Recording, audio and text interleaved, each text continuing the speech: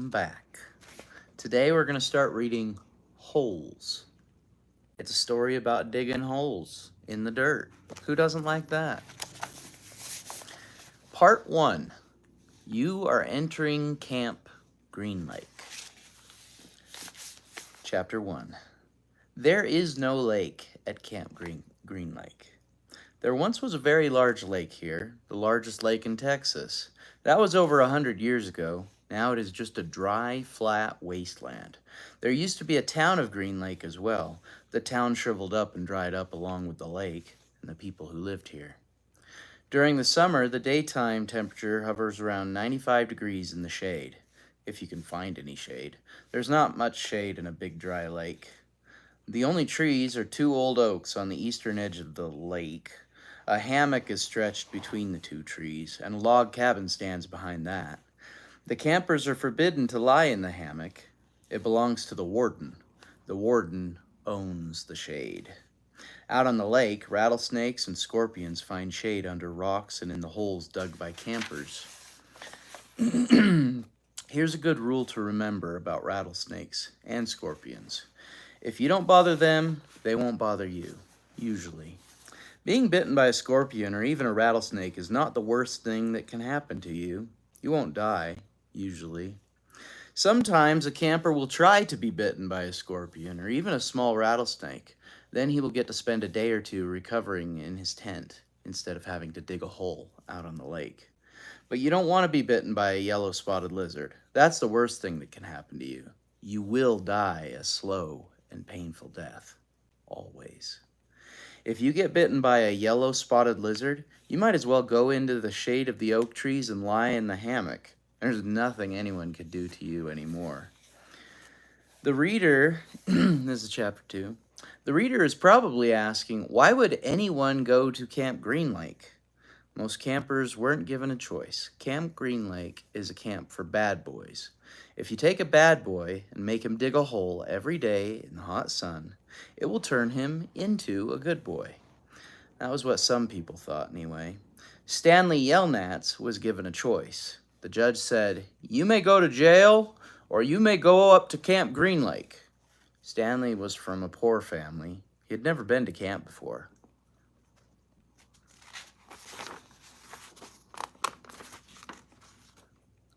Turn page. Come on. Chapter 3. Stanley Yelnats was the only passenger on the bus, not counting the driver or the guard. The guard sat next to the driver with his seat turned around facing Stanley. A rifle lay across his lap. Stanley was sitting about 10 rows back, handcuffed to his armrest. His backpack lay on the seat next to him. It contained his toothbrush, toothpaste, and a box of stationery his mother had given him. He'd promised to write to her at least once a week. He looked out the window, although there wasn't much to see. Mostly fields of hay and cotton. He was on a long bus ride to nowhere. The bus wasn't air-conditioned, and the hot, heavy air was almost as stifling as the handcuffs. Stanley and his parents had tried to pretend that he was just going away to camp for a while, just like rich kids do. When Stanley was younger, he used to play with stuffed animals and pretend the animals were at camp. Camp had fun and games, he called it. Sometimes he'd have them play soccer with a marble. Other times they'd run an obstacle course or go bungee jumping off a table, tied to broken rubber bands. Now Stanley tried to pretend he was going to camp fun and games. Maybe he'd make some friends, he thought. At least he'd get to swim in the lake. He didn't have any friends at home. He was overweight, and the kids at his middle school often teased him about his size. Even his teachers sometimes made cruel comments without realizing it. On his last day of school, his math teacher, Mrs. Bell, taught ratios. As an example, she chose the heaviest kid in the class and the lightest kid in the class, and had them weigh themselves. Stanley weighed 3 times as much as the other boy. Mrs. Bell wrote the ratio on the board, 3-to-1. Unaware of how much embarrassment she had caused both of them, Stanley was arrested later that day. He looked at the guard who sat slumped in his seat and wondered if he had fallen asleep. The guard was wearing sunglasses, so Stanley couldn't see his eyes. Stanley was not a bad kid. He was innocent of the crime for which he was convicted. He'd just been in the wrong place at the wrong time. It was all because of his no-good, dirty, rotten, pig-stealing great-great-grandfather. He smiled. It was a family joke. Whenever anything went wrong, they always blamed Stanley's no-good, dirty, rotten, pig-stealing great-great-grandfather. Supposedly, he had had a great-grandfather, or a great-great-grandfather, who had stolen a pig from a one-legged gypsy, and she put a curse on him and all his descendants. Stanley and his parents didn't believe in curses, of course, but whenever anything went wrong, it felt good to be able to blame someone. Things went wrong a lot. They always seemed to be in the wrong place at the wrong time. He looked out the window at the vast emptiness.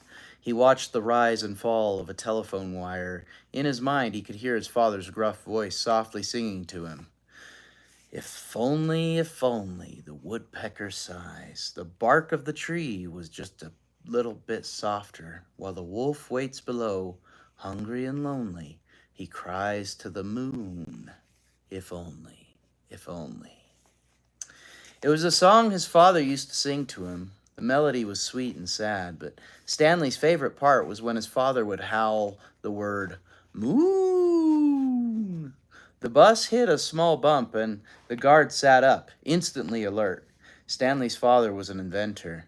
To be a successful inventor, you need 3 things: intelligence, perseverance, and just a little bit of luck. Stanley's father was smart and had a lot of perseverance. Once he started a project, he would work on it for years, often going days without sleep. He just never had any luck. Every time an experiment failed, Stanley could hear him cursing his dirty, rotten, pig-stealing great-great-grandfather. Stanley's father was also named Stanley Yelnats. Stanley's father's full name was Stanley Yelnats III. Our Stanley is Stanley Yelnats IV.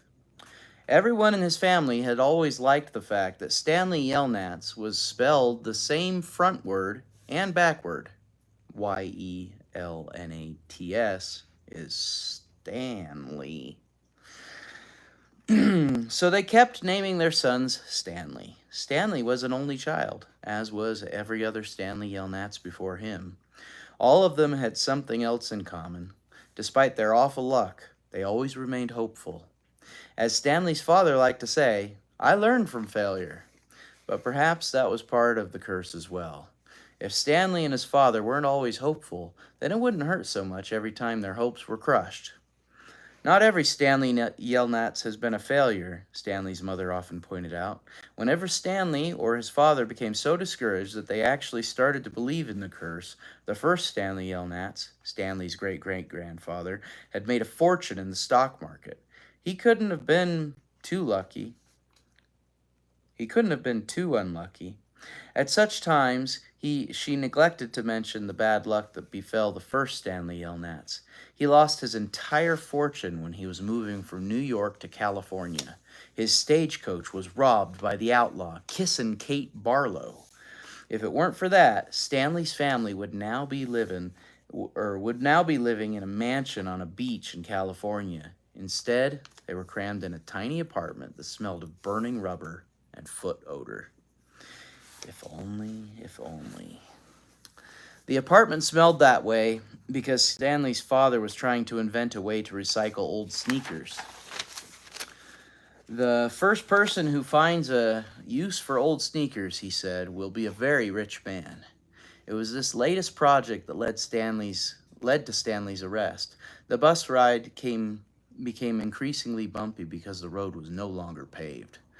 Actually, Stanley had been impressed when he first found out that his great-great-grandfather was robbed by Kissin' Kate Barlow. True, he would have preferred living on the beach in California, but it was still kind of cool to have someone in your family robbed by a famous outlaw. Kate Barlow didn't actually kiss Stanley's great-grandfather. That would have been really cool, but she only kissed the men she killed. Instead, she robbed him and left him stranded in the middle of the desert. He was lucky to have survived, Stanley's mother was quick to point out. The bus was slowing down. The guard grunted as he stretched his arms. Welcome to Camp Green Lake, said the driver. Stanley looked out the dirty window. He couldn't see a lake, and hardly anything was green. Chapter 4. Stanley felt somewhat dazed as the guard unlocked his handcuffs and led him off the bus. He'd been on the bus for over 8 hours. Be careful, the bus driver said as Stanley walked down the steps. Stanley wasn't sure if the bus driver meant for him to be careful going down the steps or if he was telling him to be careful at Camp Green Lake.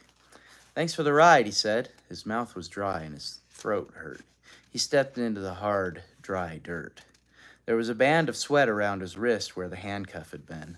The land was barren and desolate. He could see a few run-down buildings and some tents. Farther away, there was a cabin beneath 2 tall trees.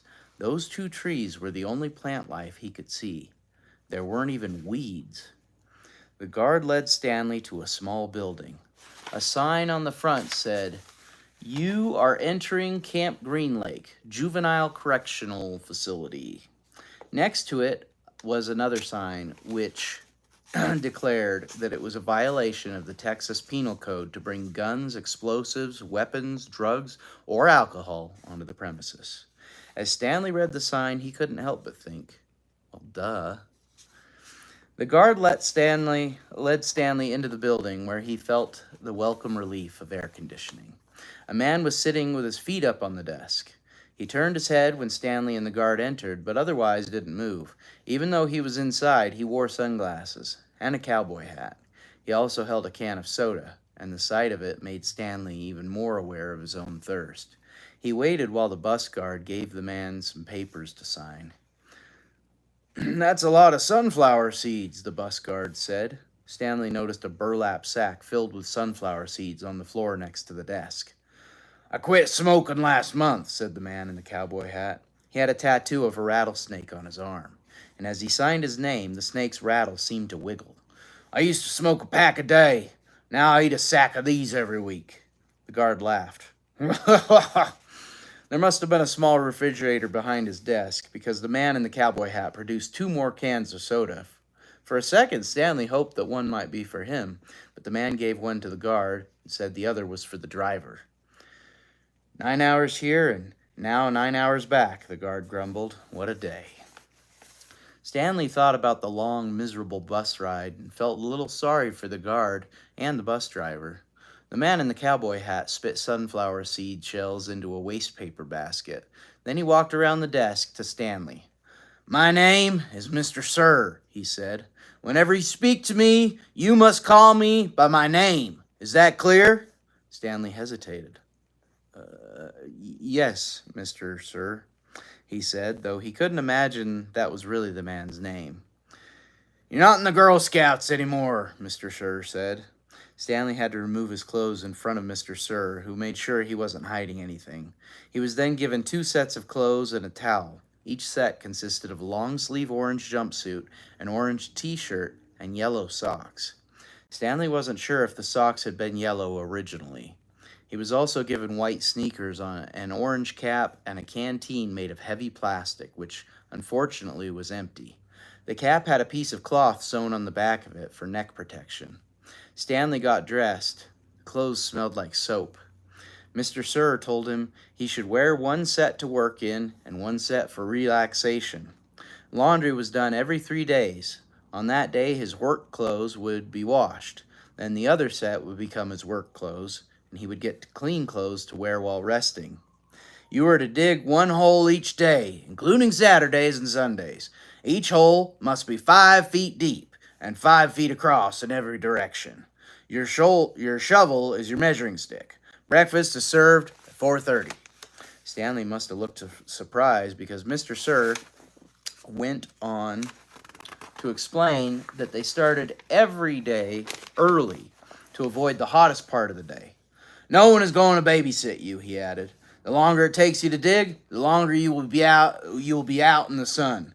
If you dig up anything interesting, you are to report it to me or any other counselor. When you finish, the rest of the day is yours." Stanley nodded to show he understood. "This isn't a Girl Scout camp," said Mr. Sir. He checked Stanley's backpack and allowed him to keep it. Then he led Stanley outside into the blazing heat. "Take a good look around you," Mr. Sir said. "What do you see?" Stanley looked out across the vast wasteland. The air seemed thick with heat and dirt. "Not much," he said, and then hastily added, "Mr. Sir." Mr. Sir laughed. "You see any guard towers?" No. About an electric fence? No, Mr. Sir. There's no fence at all, is there? No, Mr. Sir. You want to run away? Mr. Sir asked him. Stanley looked back at him, unsure what he meant. If you want to run away, go ahead. Start running. I'm not going to stop you. Stanley didn't know what kind of game Mr. Sir was playing. I see you're looking at my gun. Don't worry, I'm not going to shoot you. He tapped his holster. This is for yellow-spotted lizards. I wouldn't waste a bullet on you. I'm not going to run away, Stanley said. Good thinking, said Mr. Sir. Nobody runs away from here. We don't need a fence. Know why? Because we got the only water for 100 miles. You want to run away, you'll be buzzard food in 3 days. Stanley could see some kids dressed in orange and carrying shovels dragging themselves toward the tents. You thirsty? Asked Mr. Sir. Yes, Mr. Sir, Stanley said gratefully. Well, you better get used to it. You're going to be thirsty for the next 18 months. Chapter 5. There were 6 large gray tents, and each one had a black letter on it. A, B, C, D, E, or F. The first 5 tents were for the campers. The counselors slept in F. Stanley was assigned to D tent. Mr. Pendanski was his counselor. My name is easy to remember, said Mr. Pendanski as he shook hands with Stanley and just outside the tent. 3 easy words. Pendanski. Mr. Sir returned to his office. Mr. Pendanski was younger than Mr. Sir and not nearly as scary looking. The top of his head was shaved so close it was almost bald, but his face was covered in a thick, curly black beard. His nose was badly sunburned. Mr. Sir isn't really so bad, said Mr. Pendanski. He's just been in a bad mood ever since he quit smoking. And the person you've got to worry about is the warden. There's really only one rule at Camp Green Lake.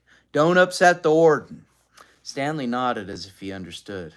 I want you to know, Stanley, that I respect you, Mr. Pendanski said. I understand you've made some bad mistakes in your life. Otherwise, you wouldn't be here. But everyone makes mistakes. You may have done some bad things, but that doesn't mean you're a bad kid. Stanley nodded. It seemed pointless to try and tell his counselor that he was innocent. He figured that everyone probably said that. He didn't want Mr. Pendanski to think he had a bad attitude. I'm going to help you turn your life around, said his counselor, but you're going to have to help too. Can I count on your help? Yes, sir, Stanley said.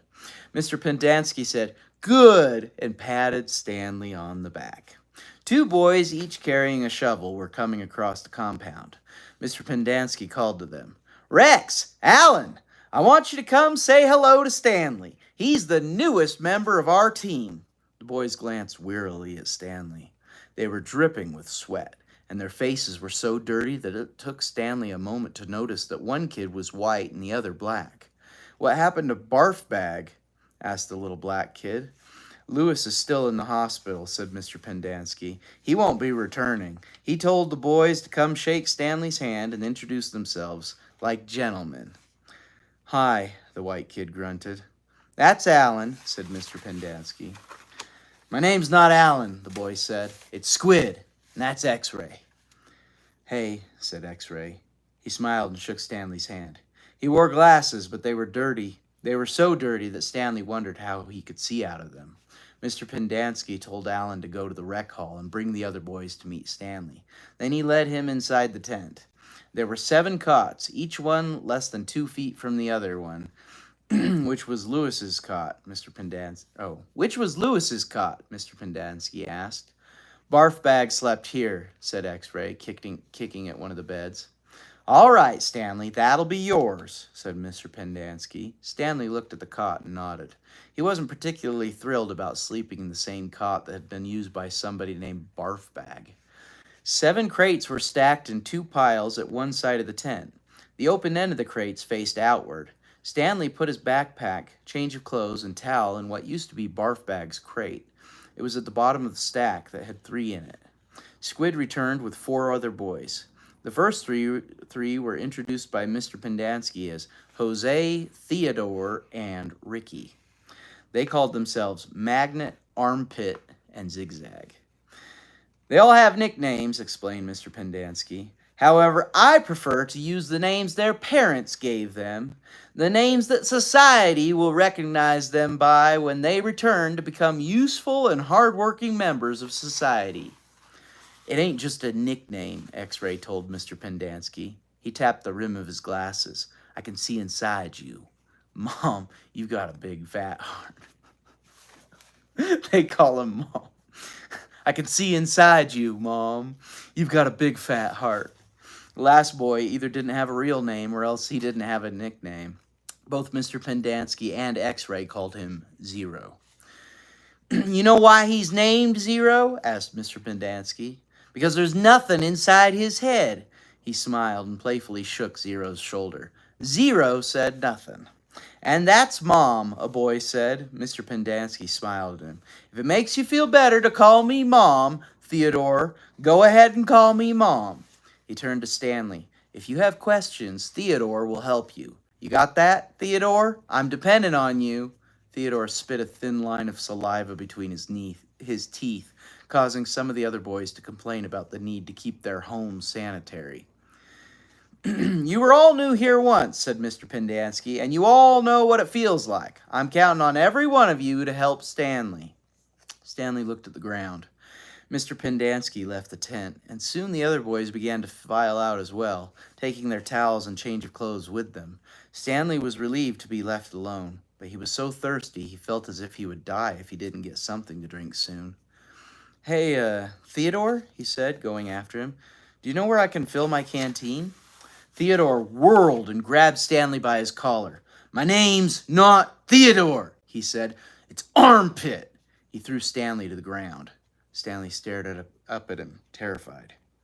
There's a water spigot on the wall of the shower stall. Thanks, Armpit, said Stanley, as he watched the boy turn and walk away. He couldn't for the life of him figure out why anyone would want to be called Armpit. In a way, it made him feel a little better about having to sleep in a cot that had been used by somebody named Barfbag. Maybe it was a term of respect. Chapter 6. Stanley took a shower, if you could call it that, ate dinner, if you could call it that, and went to bed, if you could call it that. His smelly and scratchy cot was hardly a bed. Because of the scarcity of water, each camper was only allowed a 4-minute shower. It took Stanley nearly that long to get used to the cold water. There was no knob for hot water. He kept stepping into them, jumping back and from the spray until the water shut off automatically. He never managed to use his bar of soap, which was just as well because he wouldn't have had time to rinse off the suds. Dinner was some kind of stewed meat and vegetables. The meat was brown and the vegetables had once been green. Everything tasted pretty much the same. He ate it all and used his slice of white bread to mop up the juice. Stanley had never been one to leave food on his plate, no matter how it tasted. What'd you do? One of the campers asked him. At first, Stanley didn't know what he meant. They sent you here for a reason. Oh, he realized, I stole a pair of sneakers. The other boys thought that was funny. Stanley wasn't sure why. Maybe because their crimes were a lot worse than stealing shoes. From a store, or were they on someone's feet? Asked Squid. Neither, Stanley answered. They belonged to Clyde Livingston. Nobody believed him. Sweet feet? Said X-Ray. Yeah, right. No way, said Squid. Now as Stanley lay on his cot, he thought it was kind of funny in a way. Nobody had believed when he said he was innocent. Now when he said he stole them, nobody believed him either. Clyde Sweet Feet Livingston was a famous baseball player. He'd led the American League in stolen bases over the last 3 years. He was also the only player in history to ever hit 4 triples in one game. Stanley had a poster of him hanging on the wall of his bedroom. He used to have the poster anyway. He didn't know where it was now. It had been taken by the police and was used as evidence of his guilt in the courtroom. Clyde Livingston also came to court. In spite of everything, when Stanley found out that Sweet Feet was going to be there, he was actually excited about the prospect of meeting his hero. Clyde Livingston testified that they were his sneakers and that he had donated them to help raise money for the homeless shelter. He said he couldn't imagine what kind of horrible person would steal from homeless children. That was the worst part for Stanley. His hero thought he was a no-good, dirty, rotten thief. As Stanley tried to turn over on his cot, he was afraid it was going to collapse under all his weight. He barely fit in it. When he finally managed to roll over on his stomach, the smell was so bad that he had to turn over again and try sleeping on his back. The cot smelled like sour milk. Though it was night, the air was still very warm. Armpit was snoring 2 cots away. Back at school, a bully named Derek Dunn used to torment Stanley. The teachers the teachers never took Stanley's complaint seriously because Derek was so much smaller than Stanley. Some teachers even seemed to find it amusing that a little kid like Derek would pick on someone as big as Stanley. On the day Stanley was arrested, Derek had taken Stanley's notebook and, after a long game of come and get it, finally dropped it in the toilet in the boys' restroom. By the time Stanley retrieved it, he had missed the bus and had to walk home.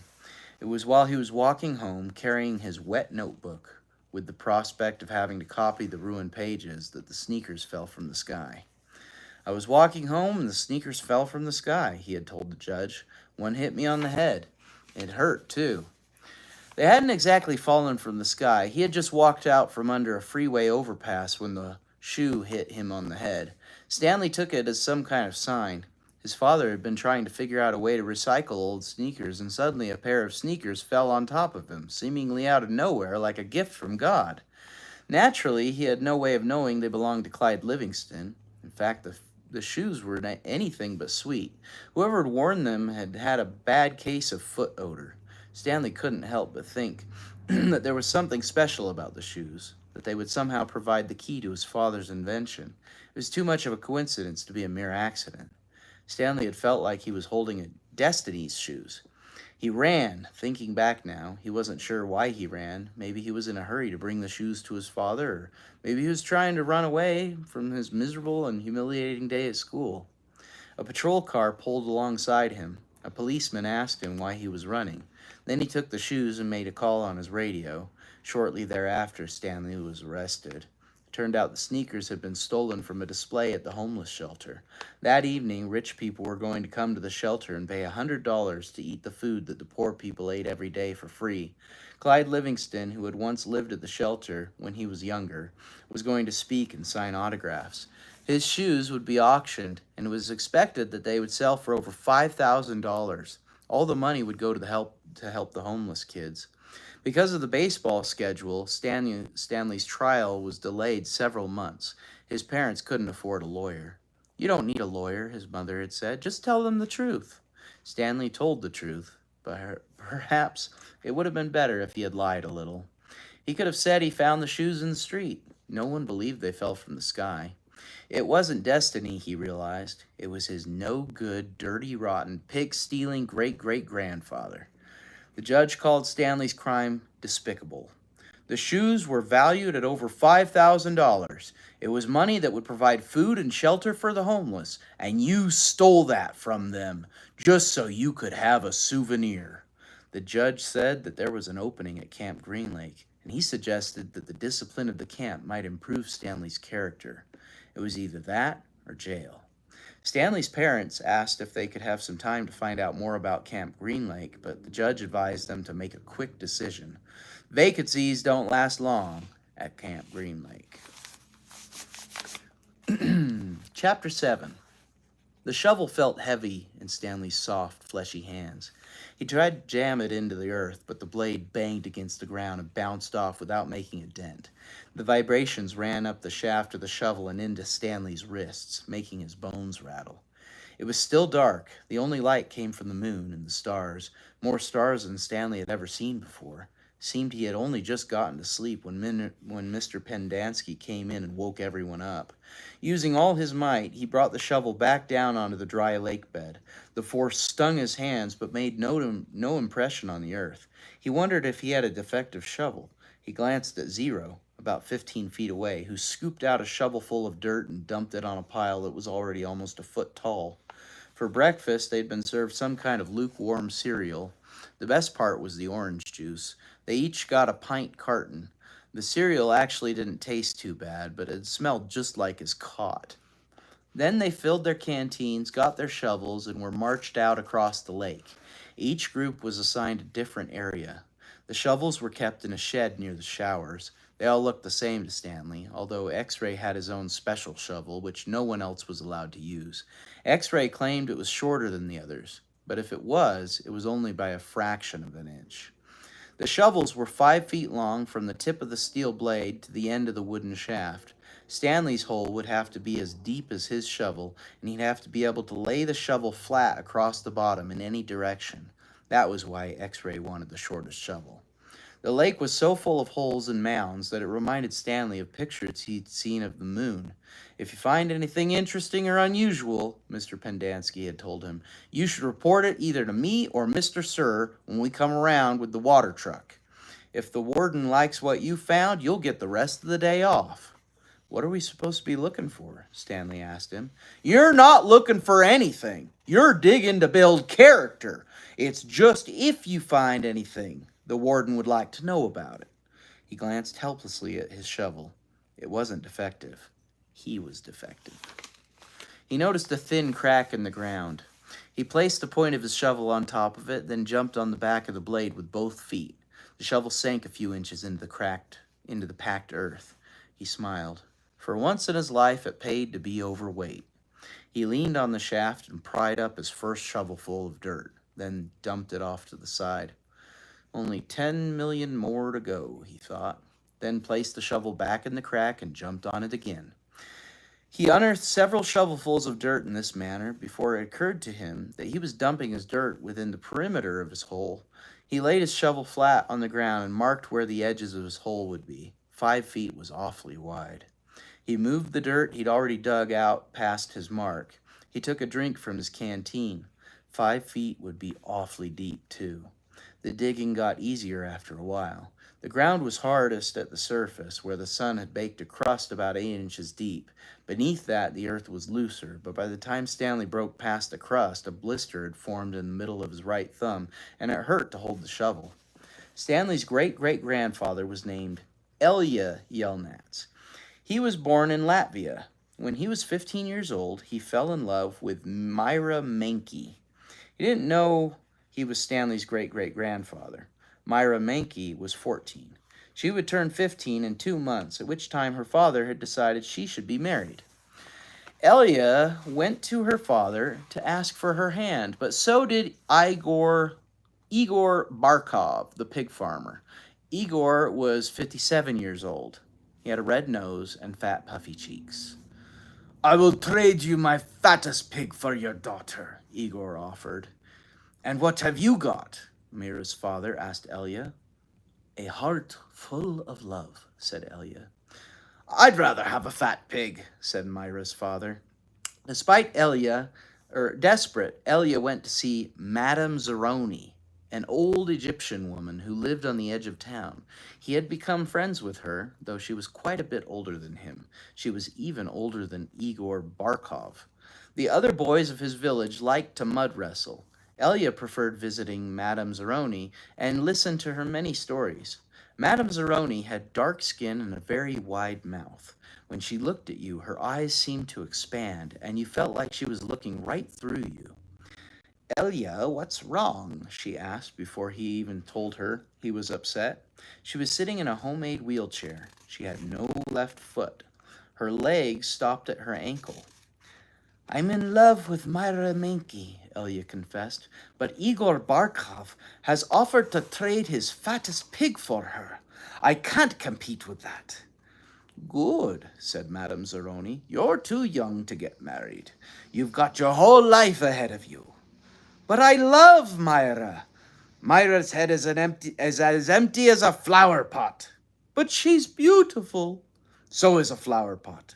Can she push a plow? Can she milk a goat? No. She is too delicate. Can she have an intelligent conversation? No. She is silly and foolish. Will she take care of you when you are sick?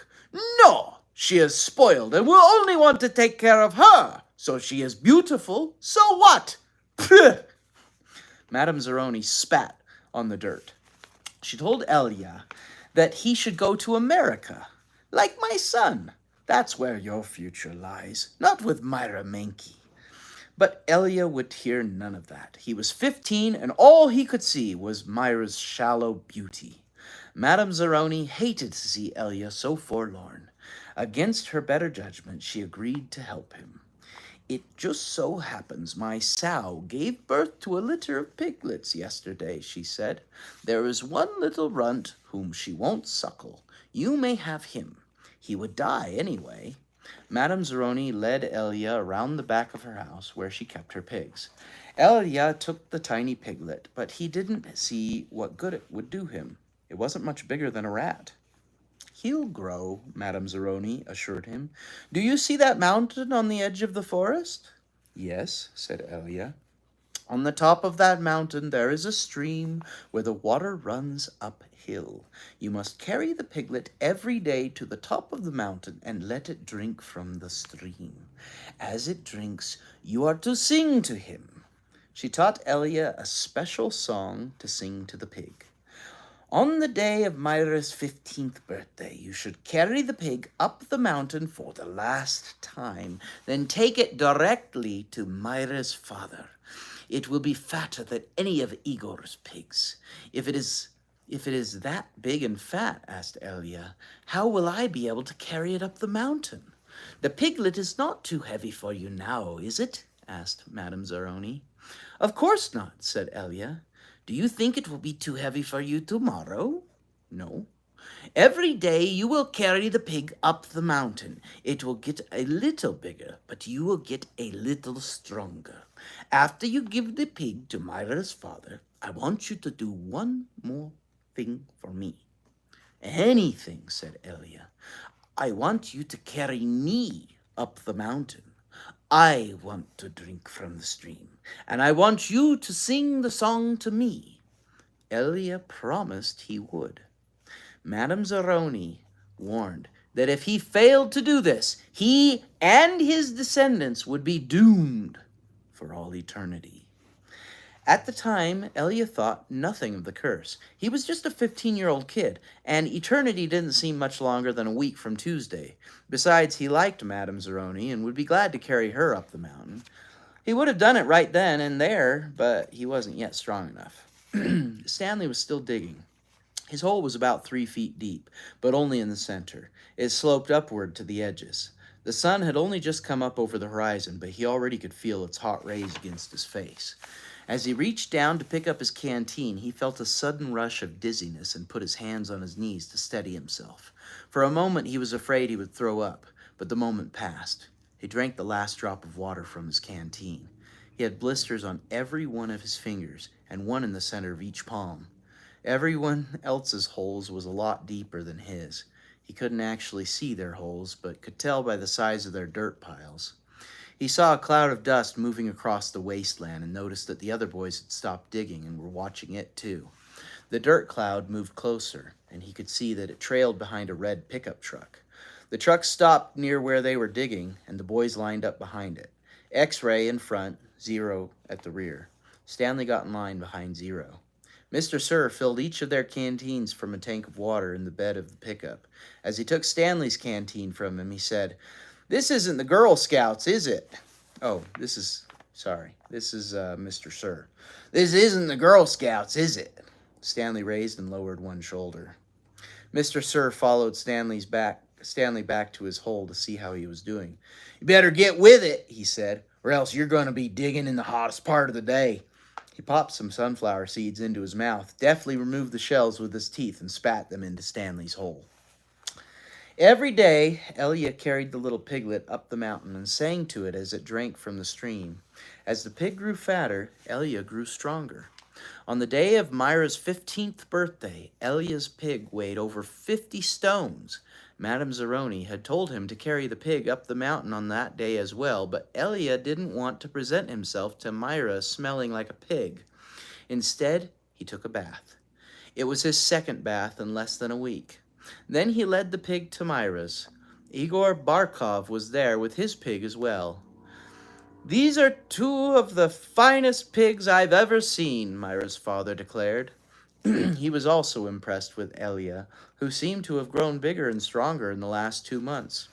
"I used to think you were a good-for-nothing book reader," he said, "but I see now you could be an excellent mud wrestler." "May I marry your daughter?" Elia boldly asked. "First, I must weigh the pigs."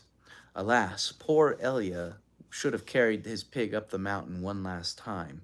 The two pigs weighed exactly the same. Stanley's blisters had ripped open, and new blisters formed. He kept changing his grip on the shovel to try to avoid the pain. Finally, he removed his cap and held it between the shaft of his shovel and his raw hands. This helped, but digging was harder because the cap would slip and slide. The sun beat down on his unprotected head and neck. Though he tried to convince himself otherwise, he'd been aware for a while that his piles of dirt were too close to his hole. The piles were outside his 5-foot circle, but he could see he was going to run out of room. Still, he pretended otherwise and kept adding more dirt to the piles that he would eventually have to move. The problem was that when the dirt hit the ground, it was compacted. It expanded when it was excavated. The piles were a lot bigger than his hole was deep. It was either now or later. Reluctantly, he climbed up out of his hole and once again dug his shovel into his previously dug dirt. Myra's father got down on his hands and knees and closely examined each pig, tail to snout. "Those are two of the finest pigs I have ever seen," he said at last. "How am I to decide? I have only one daughter." "Why not let Myra decide?" suggested Elia. "That's preposterous!" exclaimed Igor, expelling saliva as he spoke. "Myra is just an empty-headed girl," said her father. "How could she possibly decide, when I, her father, can't?" "She knows how she feels in her heart," said Elia. Myra's father rubbed his chin. Then he laughed and said, "Why not?" He slapped Elia on the back. "It doesn't matter to me. A pig is a pig." He summoned his daughter. Elia blushed when Myra entered the room. "Good afternoon, Myra," he said. She looked at him. "You're Elia, right?" she asked. "Myra," said her father, "Elia and Igor have each offered a pig for your hand in marriage. It doesn't matter to me. A pig is a pig. So I will let you make the choice. Whom do you wish to marry?" Myra looked confused. "You want me to decide?" "That's right, my blossom," said her father.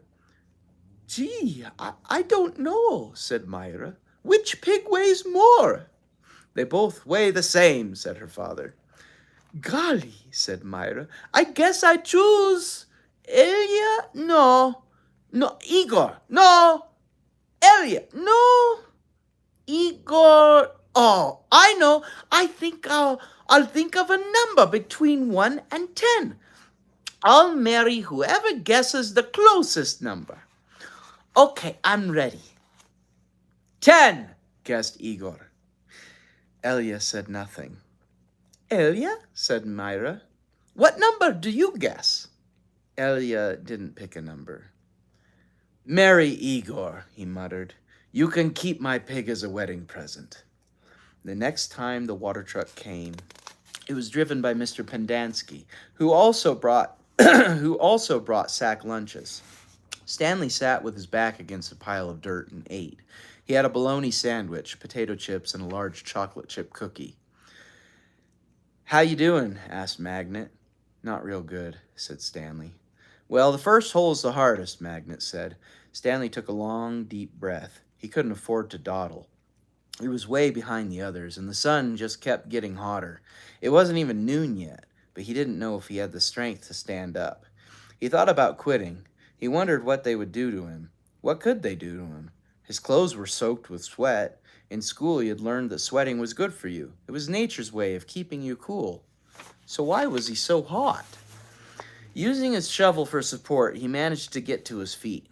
Where are we supposed to go to the bathroom? He asked Magnet. Magnet gestured with his arm to the great expanse around them. Pick a hole, any hole, he said. Stanley staggered across the lake, almost falling over a dirt pile. Behind him, he heard Magnet say, But first, make sure nothing's living in it. After leaving Myra's house, Elia wandered aimlessly through the town until he found himself down by the wharf. He sat on the edge of a pier and stared down into the cold black water. He could not understand how Myra had trouble deciding between him and Igor. He thought she loved him. Even if she didn't love him, couldn't she see what a foul person Igor was? It was like Madame Zeroni had said. Her head was as empty as a flower pot. Some men were gathering on another dock, and he went to see what was going on. A sign read, Deck hands wanted, free passage to America. He had no sailing experience, but the ship's captain signed him aboard. The captain could see that Elia was a man of great strength. Not everybody could carry a full-grown pig up the side of a mountain. It wasn't until the ship had cleared the harbor and was heading out across the Atlantic that he suddenly remembered his promise to carry Madame Zeroni up the mountain. He felt terrible. He wasn't afraid of the curse. He thought that was a lot of nonsense. He felt bad because he knew Madame Zeroni had wanted to drink from the stream before she died. Zero was the smallest kid in Group D, but he was the first one to finish digging. You're finished? Stanley asked enviously. Zero said nothing. Stanley walked to Zero's hole and watched him measure it with his shovel. The top of his hole was a perfect circle, and the sides were smooth and steep. Not one dirt clod more than necessary had been removed from the earth. Zero pulled himself up to the surface. He didn't even smile. He looked down at this perfectly dug hole, spat in it, then turned and headed back to the campground.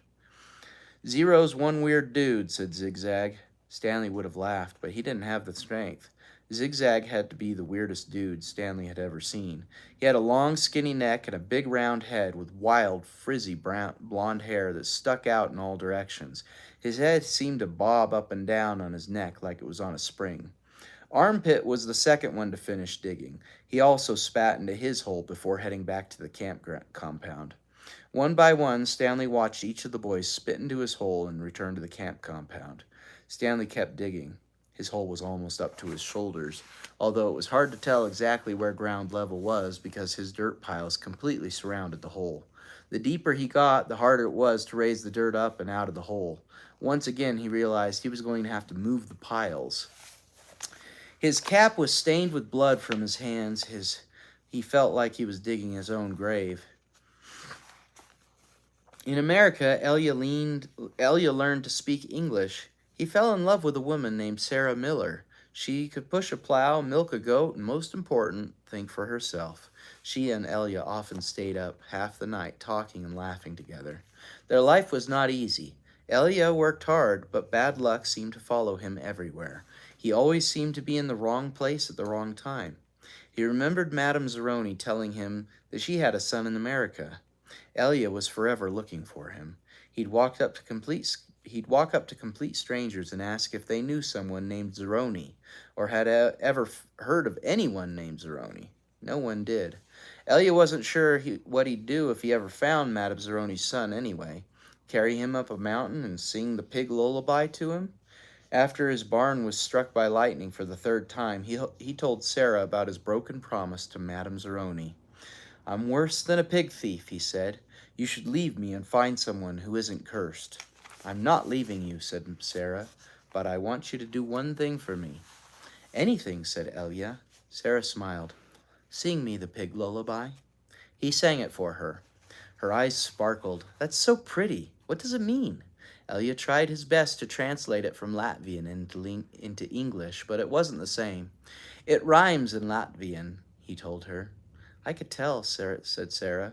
A year later, their child was born. Sarah named him Stanley because she noticed that Stanley was Yelnats, spelled backward.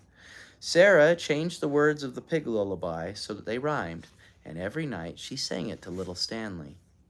If only the woodpecker sighs, the bark of the tree was as soft as the skies, while the wolf waits below, hungry and lonely, crying to the moon. If only.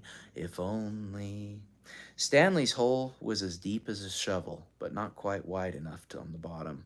He grimaced as he sliced off a chunk of dirt, then raised it up and flung it onto a pile. He laid his shovel back down on the bottom of his hole, and to his surprise, it fit. He rotated it and only one chip off a few chunks of dirt here and there before it could lie flat across his hole in every direction.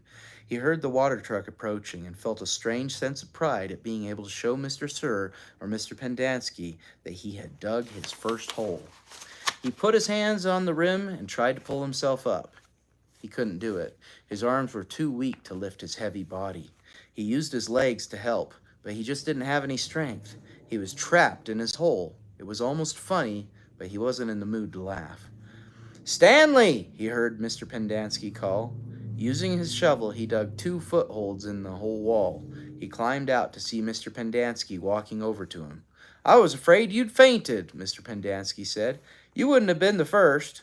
"I'm finished," Stanley said, putting his blood-spotted cap back on his head. "All right," said Mr. Pendanski, raising his hand for a high five, but Stanley ignored it. He didn't have the strength. Mr. Pendanski lowered his hand and looked down at Stanley's hole. "Well done," he said. "You want to ride back?"